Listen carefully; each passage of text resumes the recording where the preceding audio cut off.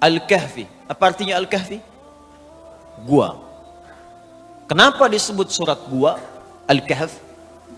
Karena ada kisah yang terkait dengan gua itu. Jadi gua itu bahasa Arabnya ada dua. Ada gharun, seperti di At-Taubah saat Nabi dikejar-kejar oleh orang-orang Quraisy dan bersembunyi di gua Thur.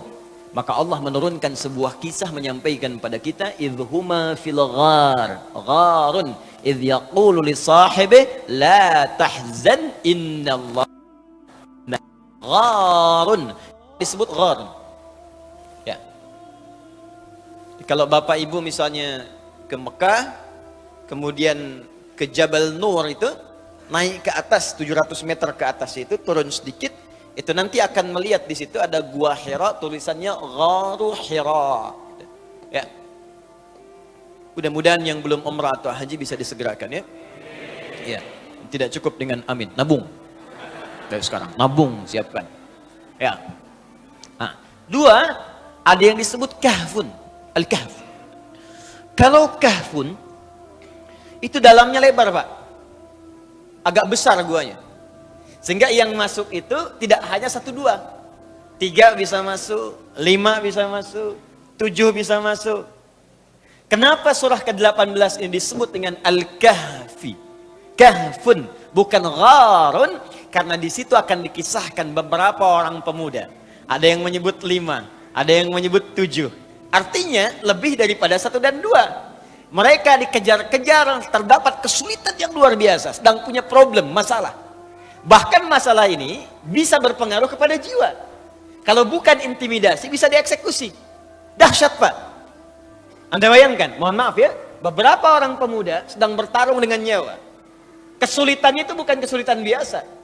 Bukan kesulitan sekedar harta benda, pekerjaan yang belum didapat, uang bulanan yang belum diraih, kesulitan di perjalanan yang terkadang dengan macet. Bukan, taruhannya nyawa. Kalau ketahuan, selesai eksekusi.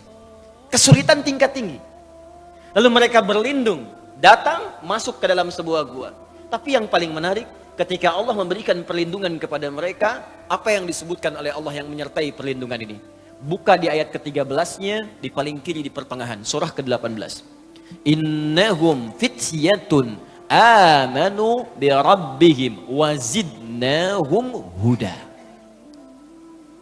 Mereka itu para pemuda yang sedang mengalami kesulitan luar biasa. Bahkan bertarung dengan nyawa. Taruhannya eksekusi. Tapi dia beriman kepada saya, kata Allah. Beriman kepada Rabbnya, yang disebutkan Rabb. Sifat rububiyahnya masuk di situ. Yang merawat, melindungi, memberikan bekal, mencukupkan, memberikan kenikmatan. Ketika dia beriman kepada saya, kata Allah, zidnahum huda. Aku tambahkan hudan.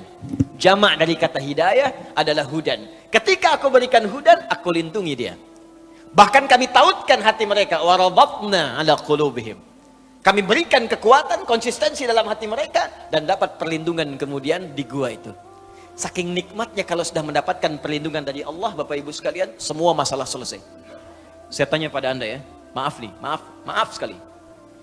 Di gua, senikmat-nikmatnya tinggal di gua, dengan tinggal di rumah, nyaman mana? Rumah.